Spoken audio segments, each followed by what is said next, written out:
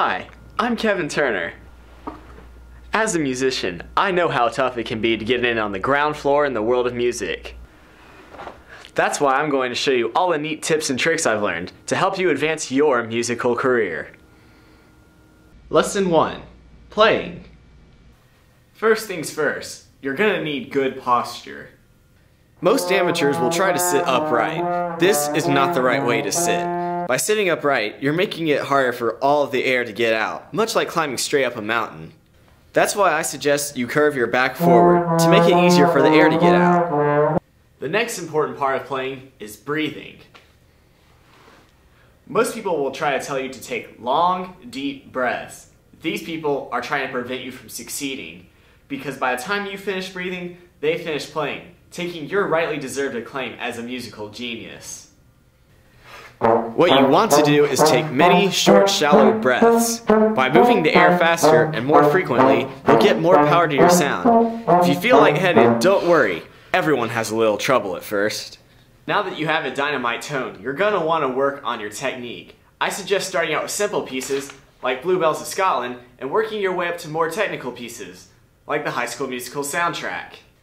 I personally prefer the High School Musical soundtrack, as it's been released for almost every instrument due to its universal acclaim as one of the best solo works of the decade. Lesson 2. Composing. Now that you've established yourself as a fine musician, you'll want to get into the world of composing. Composing music can be a very difficult process, but anyone can do it with a few simple pointers. First, you're going to want a nice melody. Anything that you can think of will do, even if it sounds vaguely similar to something you've already heard on the radio.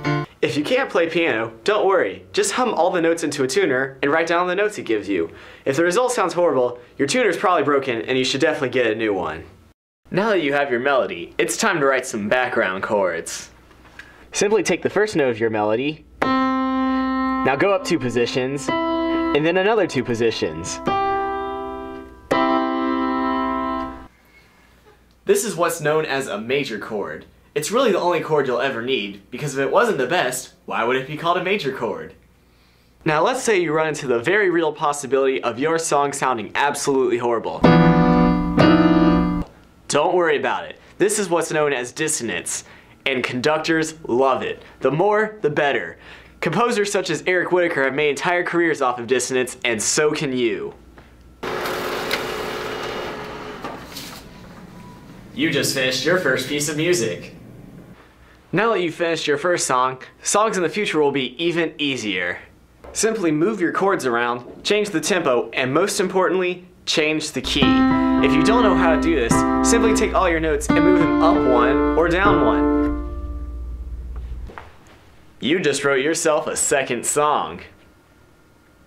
Lesson 3. Conducting.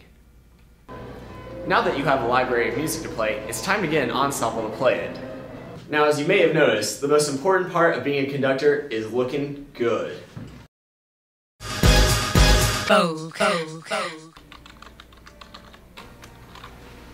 If you can't get your local high school band to play your music, try starting an honor band and watch as the performers basically instantly appear. Just make your standards arbitrarily hard and you'll get only the best. Now, some kids may complain about your music, but don't worry about them. Most people won't understand the avant-garde literature that you're trying to play. Now that you've finished preparing your music, you're going to want somewhere to perform it, like this theater here. Normally we'd want the gym, but due to its brilliant acoustics, it's constantly in demand, so we're going to have to make do with what we have here. Alright, since your venue probably doesn't echo enough, you're going to want to get rid of as many as these. These insulate the sound, which means less people can hear it, and you want everyone to hear it. So if you can, someone get me a hammer. Alright, it's the day of the concert and you're only a few hours away from performing. Here are some last minute tips to make you the best performance of your life. You've probably been conducting the same way for a while now. At the performance, you'll want to change up everything to keep both the performers and the audience on their toes. Add tempo changes where necessary and change the dynamics as you feel the need to. Everyone's biggest fear is how the audience is going to react at a concert. Fortunately, formal concerts tend to only have 2 reactions: silence and applause. If the audience is silenced, that just means they expect another movement, and it'd be remiss of you to not indulge their expectations. Once you get the crowd going, and you will, face the audience and take a bow. Don't worry about the other performers. They're probably too tired from performing. Everyone will probably leave really quickly due to the exceptional performance you put on, and most definitely to tell their friends. Congratulations on making your mark in the world of music, and I'm sure it won't be your last.